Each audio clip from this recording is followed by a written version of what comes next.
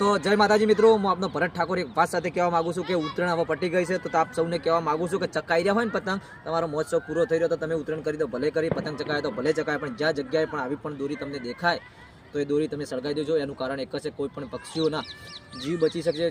કોઈ પણ જગ્યાએ પક્ષીઓ દોણા ખાવા નેચે ઉતરે કે કોઈ પણ જગ્યાએ જાય તો આવી દોરી પડી હોય તો તેમના પગમાં અંદર કે પોખરની અંદર બેઠી જાય તો તેમનું મૃત્યુ થાય. એવું કોઈ કામ કરતા નહીં. જ્યાં પણ જગ્યાએ તમને દોરી દેખાય દોરી નહીં અને સળગાવી દેજો. એક પુણ્યનું કામ છે અને પુણ્યના કામની અંદર આપ સૌને કહેવા માગું છું કે તમે તમારો, અમે એવું નથી કહેતા કે તમે તમારો ટાઈમ બગાડો, પણ તમે ક્યાંય પણ રસ્તાની અંદર તમને દેખાય તો એ દોરીને ભેગી કરી અને તેને સળગાવી દેજો. કદાચ અને બીજું એક વાત સાથે કહેવા માગું છું કે વિડીયો આગળ શેર કરજો. શેર કરવાનું કારણ એક જ છે, કોઈ પણ વ્યક્તિને આ વિડીયો જોશે તો એમને ખબર પડશે. જે પણ અમારો વિડીયો જોતા હોય તે લોકોને કહેવા માગું છું કે તમને અંદર જો સેવાનો ભાવ હોય તો કોઈ પણ તો આ વિડીયો શેર કરજો.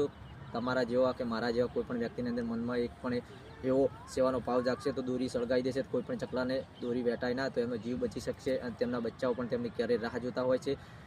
તો આપ સૌને કહેવા માગું છું વિડીયો વધુમાં વધુ શેર કરજો અને આવી દોરીના ગુંતરા જ્યાં પણ તમને દેખાય અને જ્યાં પણ દોરીઓ પડી હોય તેને ભેગી કરીને સળગાવી દેજો. હું પણ અમને સળગાવી દેવાનો અને તમે જોઈ શકો છો મેં પણ કેટલી બધી દોરી ભેગી કરી છે. તો તમે પણ, મેં મારો આજે ઉત્તરાયણ હતી તો ઉત્તરાયણના દિવસે મેં ઉત્તરાયણના દિવસે પતંગ નહીં ચગાવ્યો, પણ જ્યાં જગ્યાએ આવી દોરીઓ પડી હોય તે દોરીઓને ભેગી કરી અને તેને સળગાવવાનો પ્રયત્ન પૂરેપૂરો કર્યો છો. તો હું આટલું કામ સેવાનું કરી શકતો હોય તો આપ સૌને કહેવા માગું છું કે વિડીયો શેર કરજો.